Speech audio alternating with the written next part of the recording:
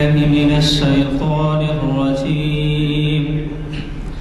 بسم الله الرحمن الرحيم.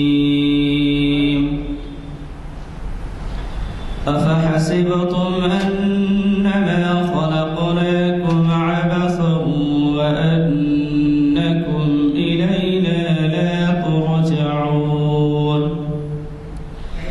فتعالى الله الملك الحق لا إله إلا هو رب العرش الكريم. ومن يدع مع الله إلها آخر لا برهان له به فإنما حسابه عند ربه إنه لا يفلح الكافرون. وقل رب اغفر وارحم وأنت خير الراحمين. صدق الله العظيم. أعوذ بالله من الشيطان الرجيم. بسم الله الرحمن الرحيم. إن أولياء الله لا خوف عليهم ولا هم يحزنون الذين آمنوا وكانوا يتقون. صدق اللہ العظیم. حضرات، یہ آیت سورہ یونس کی 62ویں اور 63ویں آیت ہے. اس کے اندر اللہ تعالیٰ فرماتے ہیں کہ یاد رکھو جو لوگ اللہ کے دوست ہوتے ہیں نہ انہیں کبھی کوئی خوف ہوتا ہے نہ کبھی ان کو کسی چیز کا حزن و ملال ہوتا ہے. اور یہ اللہ کے دوست کون ہیں؟ الذین آمنوا، جو لوگ ایمان لائے اور پرہیزگار زندگی بسر کریں تو اللہ تعالیٰ ان کے ساتھ ہمیشہ ساتھ رہتے ہیں. نہ ان کو کسی بات کا خوف ہوتا ہے نہ مستقبل کا خوف کہ اللہ تعالیٰ ان کے ساتھ کیا سلوک کریں گے، جنت یا جو ہے دنیاوی اعتبار سے، یا حزن ملال ماضی کے بارے میں کہ وہ کسی چیز کے نہ ملنے پر کبھی وہ غمزدہ کبھی جو ہے افسردہ نہیں ہوتے. یہ خوبی ہے ایمان والے متقی پرہیزگار والوں کی. اللہ تعالیٰ ہم سب کو اپنے اولیاء اللہ کی فہرست میں شامل فرمائے. اللہ تعالیٰ ہم سب کو ان آیتوں کے اوپر عمل کرنے کی توفیق نصیب فرمائے. آج کے ماشاء اللہ آج جو ہے ہمارے درمیان جناب ضیاء الدین نیّر صاحب جو حیدرآباد کی معروف شخصیت ہیں، کل ہند مجلس تعمیر ملت کے صدر ہیں اور بڑی فعال شخصیت ہیں. مختلف امور کے اوپر وہ وقتاً فوقتاً یعنی وقت پر جو ہے مرہم رکھتے ہیں، عوام کو آگاہ کرتے ہیں. سیاسی نفسیات پہ گہری نظر ہے آپ کی اور جو ہے بیداری کا جو ہے وقت پر ہم کو احساس دلاتے ہیں. تو اب جو ہے جناب ضیاء الدین نیّر صاحب مخاطب کر رہے ہیں اقبال شناسی کی 1066ویں نشست کو، اور آپ کا عنوان ہے سبق ملا ہے. یہ سبق ملا ہے میراج مصطفیٰ سے مجھے. اور ہماری یہ نشست جامعہ مسجد گن فاؤنڈری کے کانفرنس ہال میں بعد نماز عصر منعقد ہو رہی ہے. آج جو ہے 16 مارچ ہے. آپ سماعت فرمائیں اور آئندہ کے پروگرام کے بارے میں بھی شب برات کی جو 18 مارچ کو ہے آپ یاد رکھیں کہ 8:45 بجے جماعت ہوگی اور فضائل شب برات جناب عرفان قاسمی صاحب فرمائیں گے. میں جناب ضیاء الدین نیّر صاحب سے گزارش کرتا ہوں کہ وہ تشریف لائیں اور عنوان سے مخاطب فرمائیں. ختم الرسول مولائے کل جس نے غبار راہ کو بخشا فروغ واد یہ سینہ، نگاہ عشق و مستی میں وہی اول وہی آخر، وہی قرآن وہی فرقان وہی یاسین وہی طٰہٰ.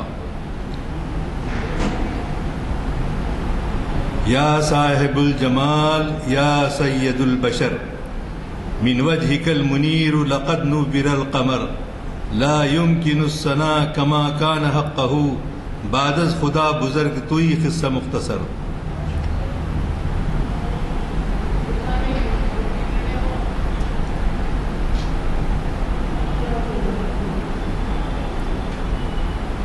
محترم غلام عزانی صاحب سینئر ایڈوکیٹ بانی محافل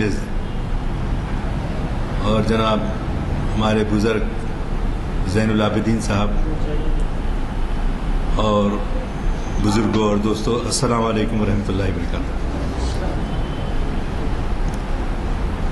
آج کا جو موضوع ہے وہ یقیناً آپ سنتے رہے ہیں اور ہم اس کا ذکر کرتے رہے ہیں، لیکن بار بار بھی ذکر کرنے کے بعد اس کا حق ادا نہیں کیا جا سکتا۔ چنانچہ اب یہ مہینہ شب برات کا، شعبان کا گزر رہا ہے۔ گزشتہ مہینے میں معراج کا ذکر ہوا اور انشاءاللہ آئندہ اللہ تعالی ہم کو رمضان نصیب کرے اور ہم اس کے برکتوں سے مالا مال ہو، مفید۔ یہ اللہ کا فضل ہے کہ اس طرز کی محفل حیدرآباد میں سمجھتا ہوں کہیں اور نہیں ہوتی، اور اتنی استقامت کے ساتھ پابندی سے جو ہے غیر معمولی جو ہے وہ آپ اندازہ لگا سکتے ہیں کہ ہم مہینے میں جو ہے 4 محفلیں کرنا مشکل ہے، لیکن یہاں جو ہے 25 سال سے بھی جو ہے ماشاءاللہ یہ کام جاری ساری ہے، اور انشاءاللہ ہمارے نوجوان بھی اس کو جاری رکھیں گے۔ اس میں شرکت کو بھی، اس سے جو محفلوں سے استفادہ ہوتا ہے آپ کا اس سے بھی، اور وہ جو ہے ہمارے آنے والے بچوں تک ان کو پہنچانا ہماری ذمہ داری ہے۔ عزیزان گرامی، علامہ اقبال نے ایک ربائی لکھی تھی، چوں بنام مصطفیٰ خانم درود، چوں بنام مصطفیٰ خانم درود، از خجالت آب می گردد وجود، عشق می گویم کہ اے محکوم غیر، سینہ تو از بتا مانند دیر، تاب نداری از محمد رنگ بو، از خود میالا نام او۔ تو یہ فارسی میں جو اشعار کہے ہیں علامہ اقبال نے، اس کا ترجمہ یہ ہے، چوں بنام مصطفیٰ خانم درود، جب ہم حضور اکرم صلی اللہ علیہ وسلم کی شان میں گستاخ درود شریف پڑھتے ہیں تو یہ بھی آپ جمعہ کے خطبوں میں سنتے رہتے ہیں کہ البخیل من ذکرت عنده فلم یصلی علیہ، بخیل وہ نہیں ہے جو پیسے جمع کر کے رکھتا ہے، ہم اس کو محدود معنی میں لیتے ہیں، لیکن اس آیت میں یہ ہے کہ بخیل وہ ہے جس کے سامنے حضور پاک صلی اللہ علیہ وسلم کا نام گرامی آئے اور وہ درود نہ پڑھے، بخیل وہ ہے۔ تو اس سے بھی اور بھی حدیث میں اس کی فضیلت آئی ہے، لہذا ابھی آپ کو یاد ہوگا کہ ایک ہفتہ پہلے ہمارے ملک کے ایک نامور عالم دین انہوں نے کہا تھا کہ بھئی یہ جو موجودہ واقعات ہونے جا رہے ہیں اس میں جو ہے 700 مرتبہ درود ابراہیم پڑھو، رات میں عشاء کے بعد یا مغرب کے بعد 700 مرتبہ درود ابراہیم والا درود پڑھیں، اور 300 مرتبہ اللہ کی وحدانیت اور اس کی سبحان ہونے کی دعا پڑھیں، تو انشاءاللہ ہر قسم کی بلاؤں سے محفوظ رہتا ہے۔ تو میں شاید آپ کی نگاہوں سے بھی گزرا ہو، لیکن میں نے مکرر عرض اس لیے کیا کہ بڑی غیر معمولی دعا ہے کہ جس میں حضرت ابراہیم والا درود شریف بولے تو آپ ہر نماز میں پڑھتے، اس کے بغیر نماز مکمل ہی نہیں ہوتی، اور اس کے پیچھے حضرت ابراہیم علیہ السلام کا کردار، ان کا کیریکٹر جو آگ میں کود گئے آپ، تو اس پس منظر میں یہ درود ابراہیم پڑھا جائے اور اللہ کی وحدانیت کا ذکر کیا جائے تو یقیناً اس کے بڑے فائدے ہوتے ہیں. یہ ایسے مواقع کبھی اگر آئیں تو ضرور ہم کو اپنے گھر والوں سے بھی اور اپنے بچوں سے بھی کہنا کہ اس کی پابندی کریں. جب حضور اکرم صلی اللہ علیہ وسلم کا نام لیا جاتا ہے تو کیا ہوتا ہے؟ چوں بنام مصطفیٰ خانم درود از خجالت آپ می گردد وجود. میرا سینہ جو ہے بتوں سے بھرا ہوا ہے. کئی بت جو ہے، سینکڑوں بت اس میں موجود ہیں.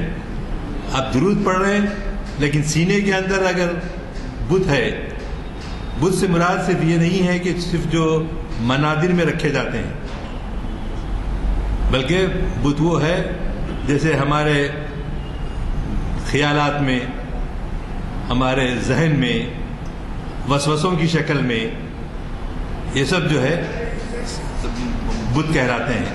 ان سے ہم کو محفوظ رہنا. صرف یہ نہیں ہے کہ لا الہ الا اللہ محمد رسول اللہ پڑھنے سے ہی ادا نہیں ہوگا، بلکہ ایسے تو میں جب درود شریف پڑھتا ہوں تو پسینہ سے میں شرابور ہو کے شرمندہ ہوتا ہوں کہ میں میری زبان کیا، میں کتنا گنہگار آدمی اور کتنے عظیم شخصیت کا نام میں لے رہا ہوں.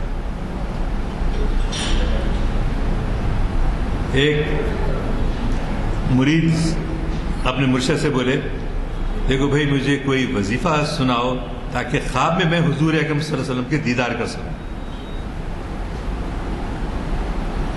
تو حضرت بولے، بڑا حوصلہ دکھتا تمہارا.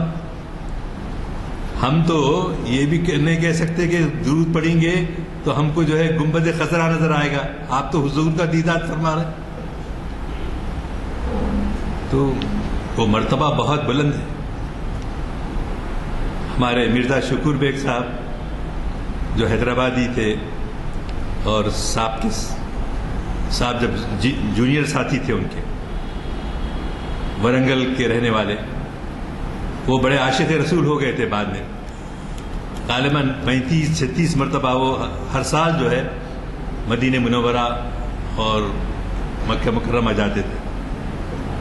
ایک دفعہ انہوں نے مجھ سے کہا، دیکھو نہیں یار، یہ جو گنبد خضرا کے جو دروازے ہیں، ان دروازوں کے پاس لوگ جو ہے چٹخ پٹخ بول کے جوتے پر چپل چھوڑتے مارتے. کتنی بے ادبی ہے. اور میں تو یہ کہوں گا کہ نہ صرف گنبد خضرا کے پاس بلکہ ہماری مساجد کے پاس بھی جو ہے ہم بڑی بے ادبی سے داخل ہوتے ہیں.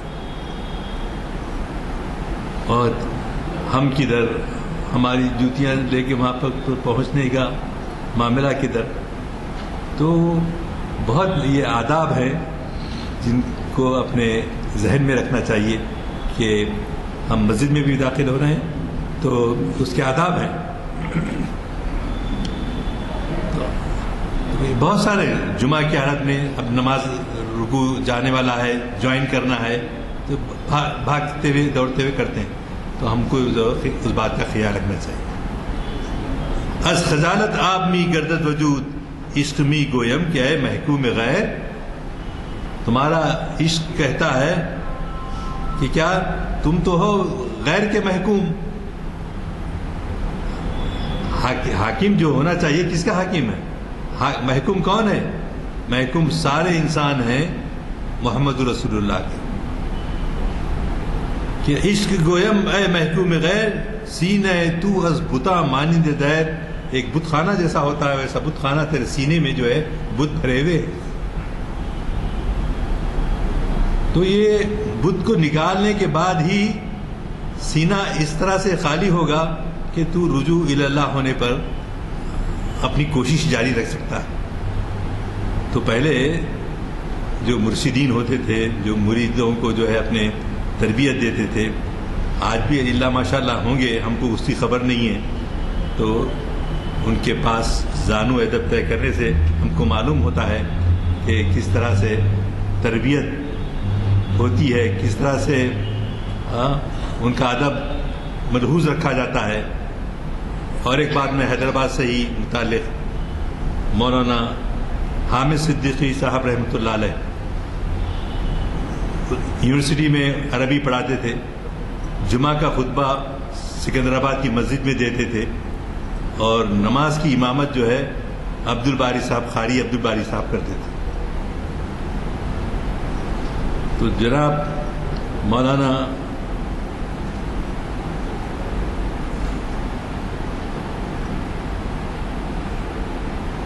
قاسم صدیقی صاحب ان کے چھوٹے بھائی تھے. انہوں جو ہے یہاں پر مسجد عامرہ میں جو ہے خطبہ دیتے.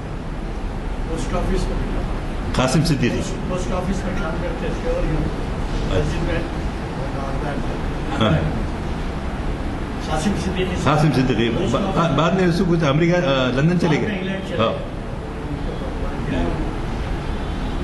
تو ان کے قاسم صدیقی یہ 5 بھائی تھے. 5 بھائی تھے. اس میں یہ 2 زیادہ ہم کو ملنے کا موقع ملا. سب حفاظ اچھا سب حافظ ہاں ہاں. تو انہوں جو ہے حج کو گئے. حج کو گئے جانے کے بعد جو ہے درود پڑھتے ہوئے اور اپنی حضور استحضار اللہ کے رسول کے روضے کے پاس بیٹھے ہوئے ہیں اور درود شریف پڑھ رہے ہیں اور مختلف کر رہے ہیں. ایک آدمی ادھر سے گزرتا ہوا آیا. آ کے اس نے میرے کو اماؤنٹ تو یاد نہیں ہے لیکن روپیہ 1.25 روپیہ یا 2 روپئے جو بھی ہوتے ہیں وہ حامد صدیقی صاحب کو طرف بڑھایا. تو حامد صدیقی صاحب بولے میرے کو ضرورت نہیں ہے. وہ نفس جو ہے ایک دم آ گیا اور وہ ذہن سے استحضار نکل گیا. تو بعد میں ان کو بہت پچھتاوا ہوا کہ میں وہاں جو بھی عطیہ ملے وہ بڑی چیز ہے.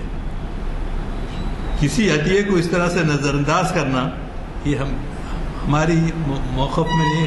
ہم وہ اہل نہیں ہیں. ان کو بڑا اس کا شدید احساس تھا. تو یہ واقعات چھوٹے چھوٹے ہیں لیکن ہماری عملی دنیا میں اس کو جو ہے ہم دیکھنا کی ضرورت ہے کہ ہم ان باتوں کا چھوٹی چھوٹی باتیں ہو جاتی ہیں, غلطیاں ہو جاتی ہیں, مگر اس کا خیال رکھنا ضروری ہے.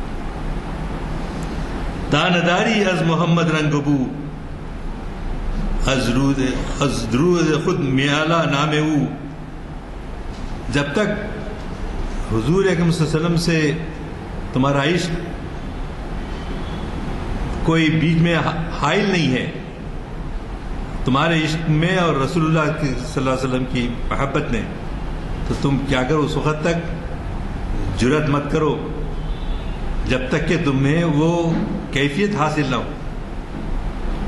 تو کہنے کا مقصد یہ ہے کہ ہم بزرگ ہمارے سے ملیں اور ہمارے سینوں میں جو بت بیٹھے ہوئے ہیں ان بتوں کو کی تحلیل کر دیں. پہلے ان کو ختم دور کرنا ہے.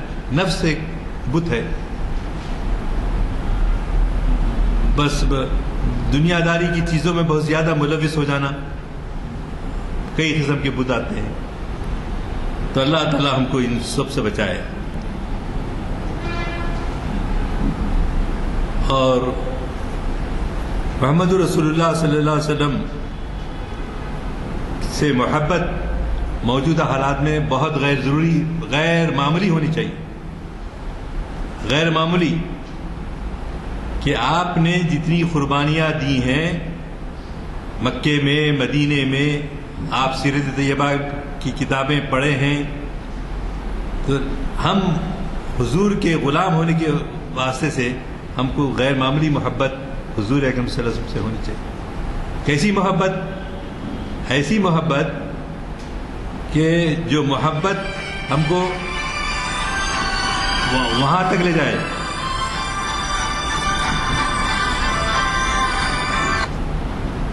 وہ محبت جو ہے ہم کو اپنا جان بھی قربان کرنی پڑے تو پیچھے نہ ہٹے.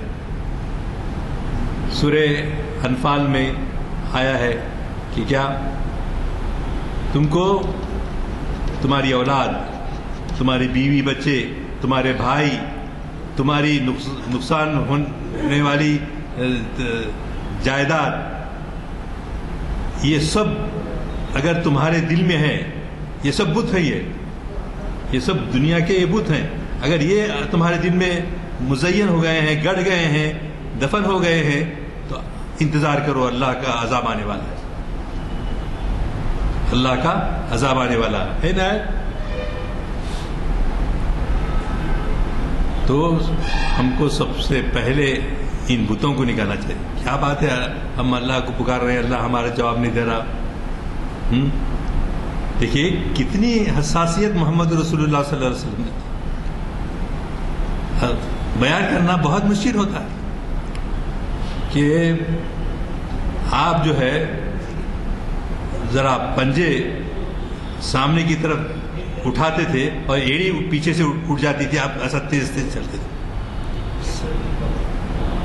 تو صحابہ وہ ہر چیز پر، ہر ادا پر جو ہے دیکھتے رہتے تھے۔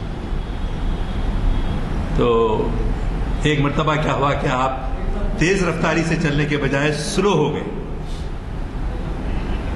آہستہ سے چلنے لگے۔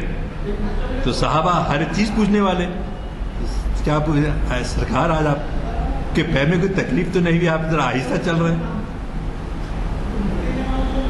تو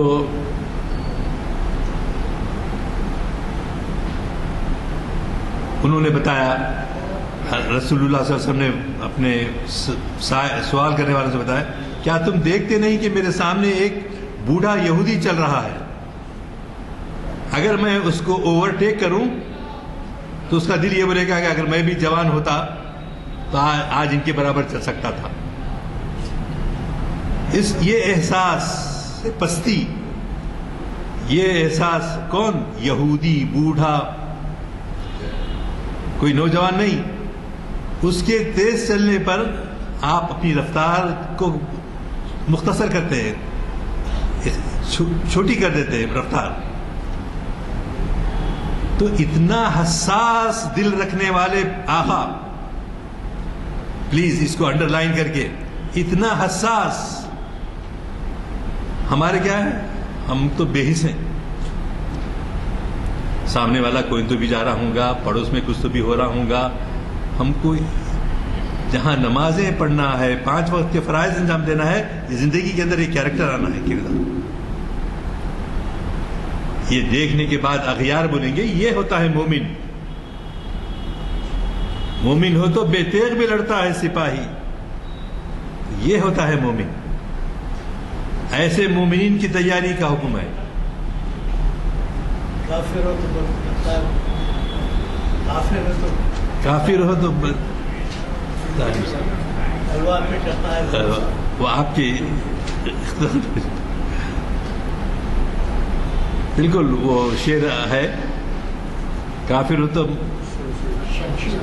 جی شمشیر پہ کرتا ہے بھروسہ، شمشیر پہ کرتا ہے بھروسہ۔ اور دوسرا مصرع، مومن ہو تو بے تیغ پہ لڑتا ہے سپاہی، مومن ہو تو بے تیغ بھی لڑتا ہے سپاہی، شمشیر ہو تو کافر کی پہچان کے آفاق میں گم ہے، مومن کی یہ پہچان کہ گم اس میں ہے آفاق۔ یہ تو میں عرض کر رہا تھا کہ رسول اللہ صلی اللہ علیہ وسلم اتنا حساس دل رکھنے والے کہ آپ ایک بوڑھے کے چلتے ہوئی رفتار کو بھی آپ اس سے کم چل کے اس کا احساس کیا آپ نے۔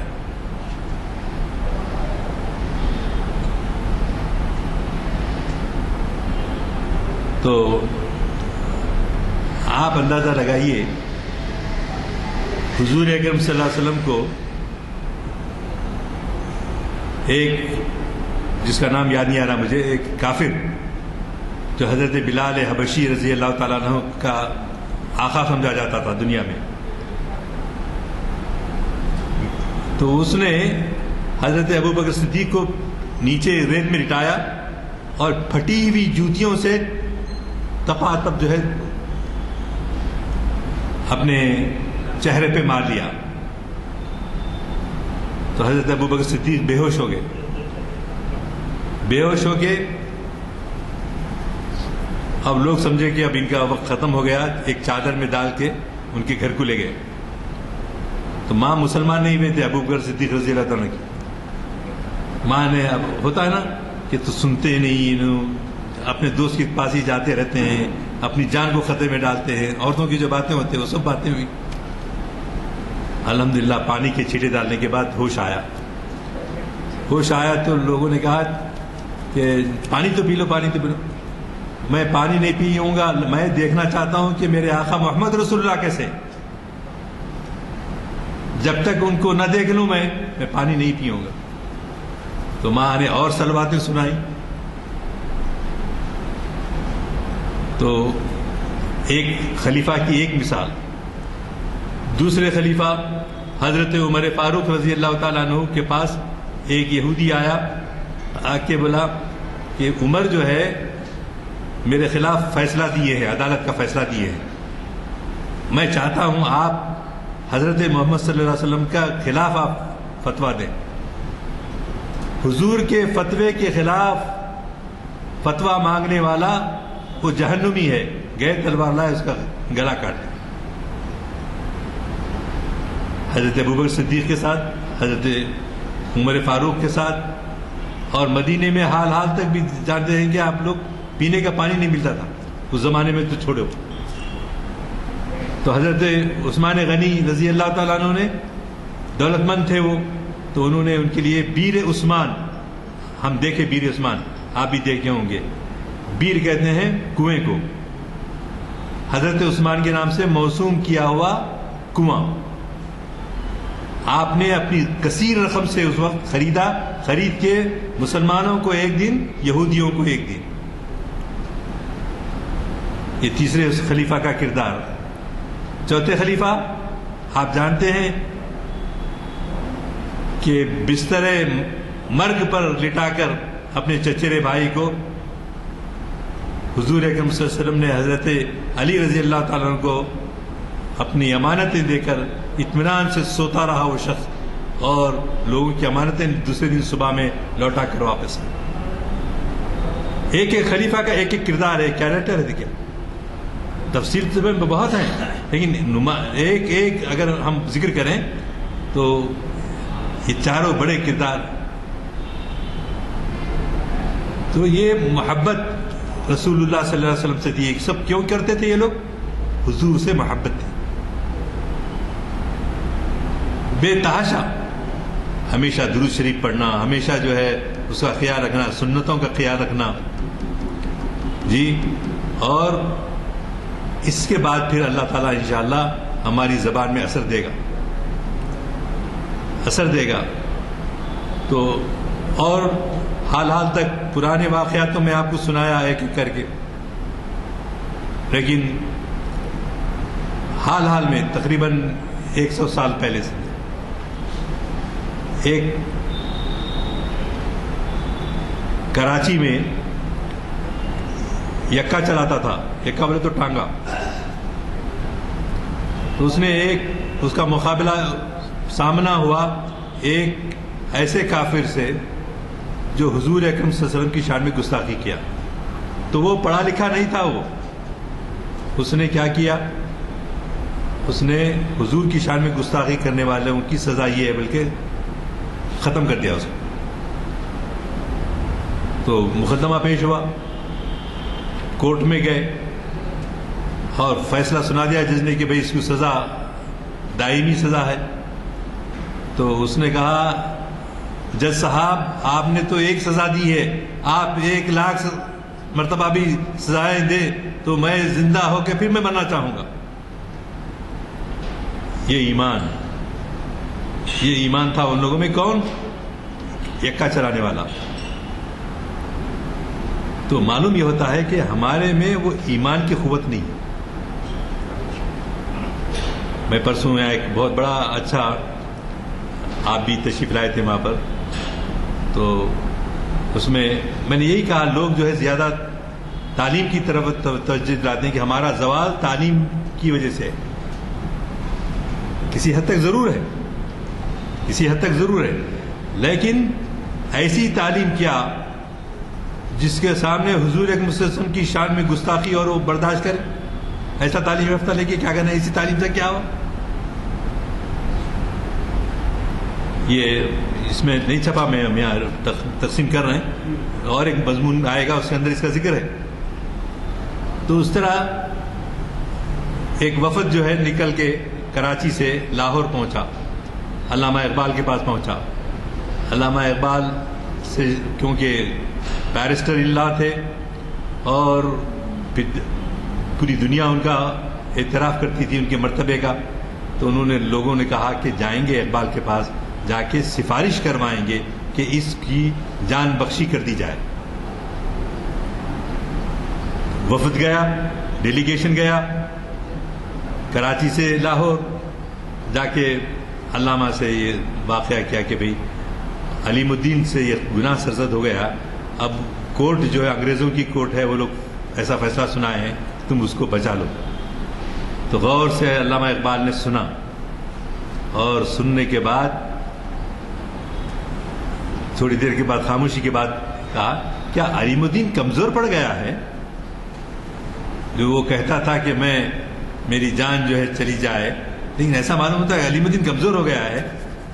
تو وفد نے کہا نہیں حضور، وہ کمزور نہیں ہوا، وہ تو یہ کہتا ہے کہ میں جنت میں جاؤں گا، میں نے جنت خریدی ہے۔ تو علامہ اقبال نے کہا میں ایسے شخص کی شہادت میں درمیان میں نہیں آنا چاہتا جو اپنے آپ کو جو ہے جس نے شہادت خریدی۔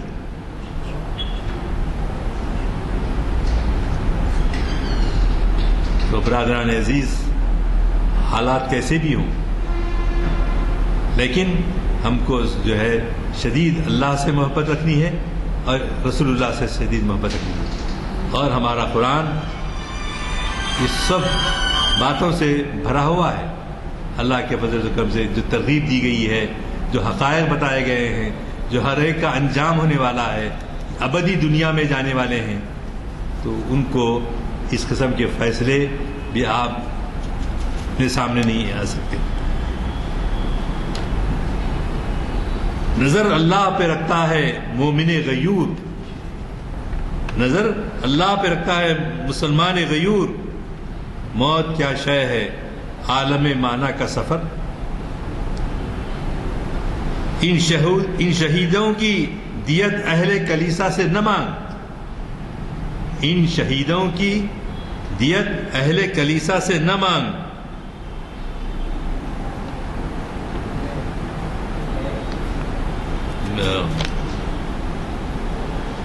قدر و قیمت میں ہے جن کا خون حرم سے بڑھ کر، ان شہیدوں کا خون جو ہے حرم سے بڑھ کر ہے، اقبال کہتے ہیں۔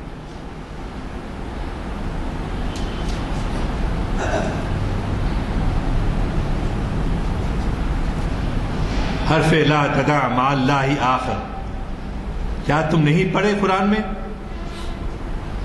کہ اللہ اس کا اجر کیا دینے والا ہے، شہیدوں کی اجر کیا ہونے والی ہے؟ تو یہ ایمان اگر ہمارے دلوں میں بھرا اور رسول اللہ صلی اللہ علیہ وسلم سے ہم کی محبت بڑھی، تو اس صورت میں ہم کیسے بھی حالات ہوں مقابلہ کرتے ہیں کہ ایک نہ ایک دن تو مرنا ہے۔ کوئی 18 سال میں، کوئی 40 سال میں، کوئی 150 سال میں، کچھ بھی ہو، لیکن ہم کیا ہو گیا ہے، ہم کو وہن ہو گیا ہے۔ وہن کیا کہتے ہیں؟ ایک مرض ہے وہن، موت سے ڈر اور زندگی سے محبت، زندگی سے محبت، تو یہ چیز ہمارے نفوس میں گھر کر گئی ہے۔ تو اس کو نکالنا اسی وقت ممکن ہے کہ ہم جو ہے پہلے زیادہ سے زیادہ درود شریف پڑھیں، قرآن شریف کا مطالعہ کریں، قرات کریں جی، اور اپنے گھر میں ماحول ایسا رکھیں، تو ایسی جگہ سے مدد آئے گی اللہ تعالیٰ کی ہم کو تصور نہیں ہو۔ اللہ کی مدد ضرور آئے گی، کیونکہ اللہ حی قیوم ہے، وہ زندہ ہے، وہ قائم رہنے والا ہے، اس کو نہ اونگ آتی ہے، نیند نہیں آتی اس کو، ہمارے ہر عمل سے وہ واقف ہے۔ تو یہ یقین مثل خلیل آتش نشینی، اللہ خود گزینی، خود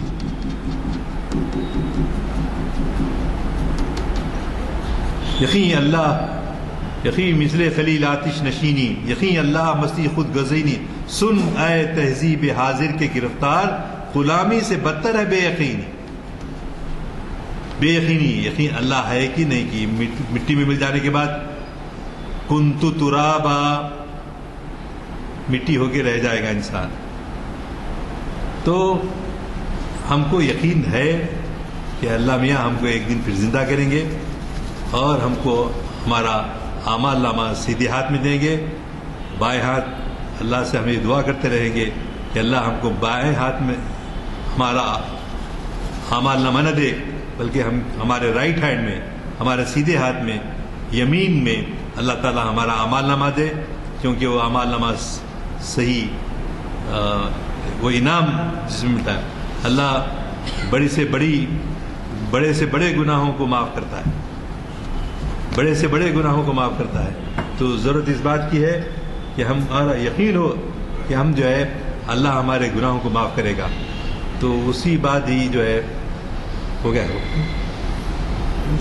ابھی کچھ ہے، میں 3 دن کے بعد شب برات آ رہی ہے، تو اس رات میں بھی ہم جہاں بچے تو ابھی ان کی تنبیہ نہیں ہو رہی برابر، گھر والے نہیں دیکھ رہے بچوں کو، کوئی نکلس روڈ پہ نکل جاتا، کوئی فلاں طرف سے نکلتا، ان بچوں کو ایسا کرنے سے بچائیں، اور ہم خود بھی ایسا پروگرام بنائیں کہ ہم کو دیکھ کر ہمارے بچے بھی جو ہے عبادت کرنے والے لوگ بن جائیں۔ آپ کے ایسی اللہ میاں جو معاف کرتے تھے کہ ایک عورت جو ہے اپنے دودھ شیرخوار بچے کو لے کر پھر رہی تھی، مسلمان جنگ میں کامیاب ہو گئے، تو اس عورت کو اور جو مسلمان نہیں تھے، کافر تھے، تو ان لوگوں کو گرفتار کیا۔ تو حضور اکرم صلی اللہ علیہ وسلم اپنے کیمپ میں بیٹھے ہوئے تھے، اور کیمپ میں آپ کے ساتھ صحابہ بھی تھے، اور سامنے کے کیمپ میں وہ عورت جو ہے اس کا بچہ وہاں محروم رہ گیا تھا کافروں کے کیمپ میں، تو وہ عورت جو ہے اپنے بچے کی خاطر کبھی ادھر بھاگتی ہے، کبھی ادھر بھاگتی ہے، کبھی ادھر بھاگتی ہے۔ تو رسول اللہ صلی اللہ علیہ وسلم وہ منظر دیکھ رہے تھے، تو آپ نے صحابہ سے کہا کیا تم دیکھتے ہو کہ وہ عورت اس قدر کیوں بھاگ رہی ہے، ایسی بے چین کیوں ہے؟ تو اللہ کے رسول نے کہا ہم نہیں جانتے حضور۔ تو آپ نے فرمایا وہ اس لیے بھاگ رہی ہے کہ اس کا بچہ، دودھ شیرخوار بچہ، وہ کیمپ میں رہ گیا ہے، اس کی وجہ سے وہ تڑپ رہی ہے، اس کو اپنے پاس بلائے اور دودھ پلائے، تڑپ رہی ہے۔ تو اللہ کے رسول نے صحابہ سے پوچھا کیا تم سمجھتے ہو کہ اللہ اپنے بندوں کو بھی دوزخ میں ڈالے گا یہ کیفیت ہو تو اللہ کے رسول نے جواب دیا یقیناً اللہ اس کو معاف کر دے گا۔ تو اس ماں کی جو محبت ہے اپنے بچے سے، وہ اس کی مثال دیتے ہوئے حضور نے کہا کہ جس طرح سے اللہ نے اس شیرخوار بچے کے دودھ کا انتظام کیا ہے، ہم سب کو بھی اللہ تعالیٰ معاف کر سکتا ہے۔ ایسی سالڈ واقعہ ہے کہ اس سے ہمارا یقین میں اضافہ ہونا چاہیے کہ ہم جو دعائیں مانگتے ہیں اللہ اس کو قبول کرتا ہے۔ اللہ اور ایک بات ایسی ہی تھی، تو ایک صاحب جو ہے وہ لے کر آئے تھے اپنا اونٹ کے اوپر سوار تھے، بہت سارا کھانا پینے کا سامان ساتھ تھا، اور اس زمانے میں نہ روڈ کے سڑکیں تھے، سیمنٹ کے تھے، کچھ بھی نہیں تھا، تو وہ لوگ اونٹ چلتے ہوئے جہاں ان کے پیر پڑتے تھے اس میں جو مینگنیاں گرتی تھیں، ان مینگنیوں کو سونگھ کر اور اس کے پیر کے نقوش کو جان کر وہ اپنا راستہ بناتے تھے، وہ راستہ بناتے تھے۔ تو راستہ بناتے بناتے تھک گیا بدو، اپنے اونٹ پر جو ہے کھانے کا سامان وغیرہ سب، پانی ہے، سب ہے، ذرا آرام کرنے کے لیے ببول کے کانٹے کے نیچے ذرا لیٹا تو نیند لگ گئی اس کو۔ نیند لگنے پہ ہوا یہ کہ وہ اونٹ جو ہے ذرا چرتے چرتے آگے نکل گیا۔ ان جب بیدار ہوا تو دیکھا کہ اونٹ غائب ہے، پورے سامان کے ساتھ غائب ہے۔ اب پریشان ہوا کہ کیسا ہوگا، نہ کھانے کے لیے، نہ پینے کے لیے، نہ کوئی راہبر، نہ کوئی راستہ بتانے والا۔ تو خوب ڈھونڈا اٹھ کے پریشان ہو کے بولا اب تو موت آنی یقینی ہے، لیٹ گیا اور تھکا ہوا تھا. سو کے پھر جب اس کی نیند ہوشیار ہوئی تو اس نے اپنے اونٹ کو اپنے سامنے کھڑے ہوئے پایا.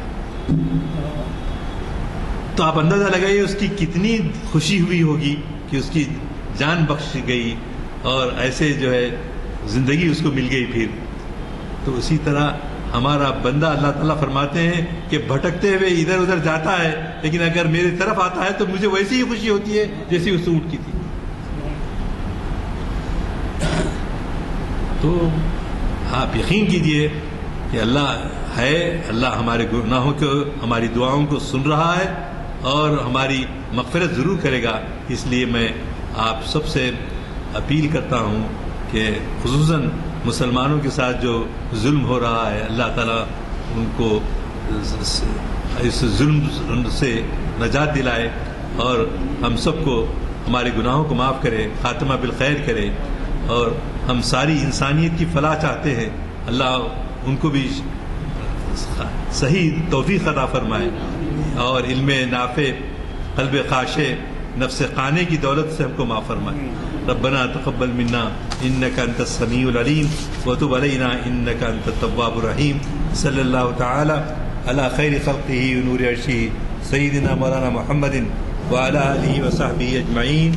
آمین برحمتک یا ارحم الراحمین. السلام علیکم حضرات. ہمارے جس طریقے سے عادات رہی ہیں، آپ کو معلوم ہے کہ اعلامیہ تقسیم کیے جاتے ہیں اگلے ہفتے کے لیے. میری خواہش ہے کہ اگر آپ یہ اعلامیہ لے لیں تو اس میں اگلے ہفتے کا پورا پروگرام آپ کو مل جائے گا. نہ صرف یہ بلکہ آپ پہ یہ بھی ذمہ داری ہے کہ اعلامیہ ذرا اپنی مساجد میں بھی لگا دیں اور ہو سکے تو جمعہ میں اس کا اعلان بھی کروا دیں، کیونکہ یہاں پر یہ بین الاقوامی پلیٹ فارم ہے. یہاں جو کچھ ہو رہا ہے اس وقت ساری دنیا میں دیکھا جا رہا ہے، کیونکہ ہمارے پاس ایسا نظم ہے، اس سے ہر جگہ اس کو نشر کیا جاتا ہے یا سمجھے سہولت فراہم کی جاتی ہے. تو میں تھوڑا سا پروگرام سنا دیتا ہوں آپ کو تاکہ آپ کے ذہن میں رہے. ایک تو یہ کہ جمعہ کے دن حافظ محمد فائز الدین صاحب قبل نماز جمعہ، قبل نماز خطبہ، قبل خطبہ واعظ بیان فرمائیں گے. آپ جانتے ہیں حافظ محمد فائز الدین صاحب بہت ہی نامور شخصیت ہیں دینی معاملات میں.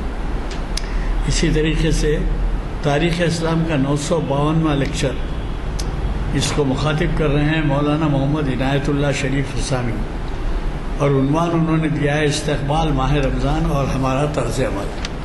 آپ اندازہ لگائیے کہ کتنا اہم ہے، اس وجہ سے کہ ماہ رمضان میں جہاں آپ عبادات کی طرف رجوع ہوتے ہیں وہاں آپ اس کے خلاف ورزیاں بھی کئی طرح سے دیکھتے ہیں.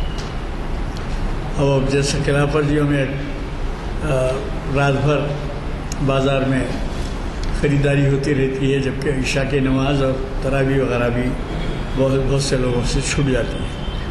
تو اس کے بعد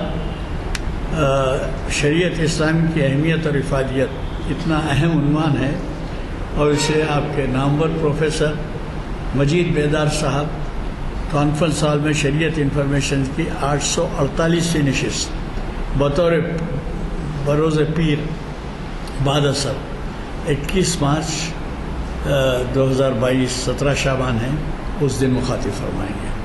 اور آپ کو اندازہ ہے کہ پروفیسر مجید بیدار بہت ہی تیاری سے آتے ہیں، اور ان کے خطابات اور تحریر اخبارات کے اندر جو آتے ہیں تحریرات، یہ بہت ہی پرمغز ہوتے ہیں. اور اس کے بعد ایک آخری جو ہے چہارشنبے کے دن درس جاوید لاما اور ڈانٹے کا تجزیہ. یہ ڈانٹے جو ہے فلاسفر تھا، تو ڈیوائن کامیڈی لکھا ہے اس نے، تو اس پر ڈاکٹر لقاء الحق، یہ بھی آپ جانتے ہیں لقاء الحق صاحب جرمنی میں رہ کر آئے ہیں کافی دن تک. تو ان کا خطاب ہے محفل اقبال شناسی کی 1068ویں نشست. مجھے قوی توقع ہے کہ آج ہمارے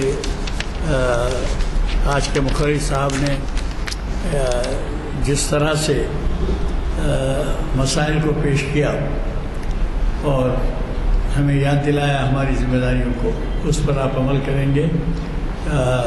یہ چندنا ضرورت نہیں ہے بولنے کی یا کہنے کی کہ وہ اس وقت تعمیر ملت کے بھی صدر ہیں، اور وہ ان کی آمد ہمارے لیے بہت ہی غیر معمولی مفید اور برکت کا باعث ہوتی ہے۔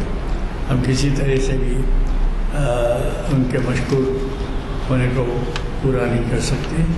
اللہ تعالیٰ انہیں جزائے خیر دے، اور چونکہ دعا ہو چکی ہے، دعا کیا چونکہ دعا ہو چکی ہے، محفل برخاست کی جائے۔